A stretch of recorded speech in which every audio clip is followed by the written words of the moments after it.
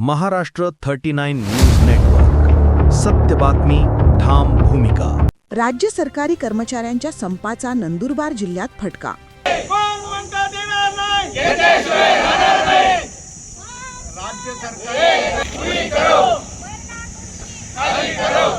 आरोग्य सुविधांवर परिणाम होण्याची शक्यता.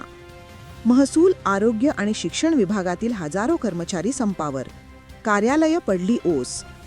आजपासून राज्य सरकारी कर्मचारी संपावर गेले असून नंदुरबार जिल्ह्यातही या संपाला 100% प्रतिसाद मिळाला असून नंदुरबार जिल्ह्यातील आरोग्य, शिक्षण आणि महसूल विभागातील कर्मचाऱ्यांनी या संपात सहभाग घेतला आहे. हजारो कर्मचारी जिल्ह्यातून संपावर असल्याने शालेय कामकाज, आरोग्य विभागातील कामकाज आणि महसुली विभागाचे कामकाज ठप्प झाले आहे. आज जिल्हा मुख्यालयाच्या ठिकाणी कर्मचाऱ्यांनी एकत्र येऊन निदर्शने केले असून सरकारने आपल्या प्रलंबित मागण्या लवकर मंजूर कराव्यात अशी मागणी केली आहे. एकूणच 2024 मध्ये सुधारित निवृत्ती वेतन अधिनियम जाहीर करावा, रिक्त जागा त्वरित भराव्यास या विविध मागण्यांसाठी कर्मचारी संपावर असून याचा परिणाम थेट शासकीय कामकाजावर होत असल्याने सर्वसामान्य नागरिकांना अडचणींचा सामना करावा लागत आहे. राज्य सरकारी कर्मचारी मध्यवर्ती संघटना महाराष्ट्र राज्य यांनी आज दिनांक 21 एप्रिल 2026 पासून राज्य शासकीय, निमशासकीय शिक्षक व शिक्षकेतर कर्मचाऱ्यांच्या विविध प्रलंबित मागण्यांसाठी बेमुदत संप पुकारलेला आहे. सदर संपात सुमारे 17 लाख कर्मचारी राज्यातून सामील झालेले आहेत.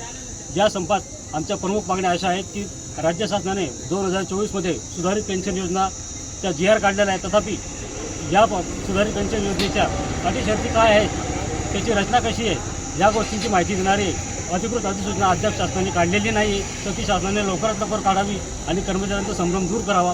तसेच सेवानिवृत्तीच्या वेळी कर्मचाऱ्यांचे 60 वर्ष करावे.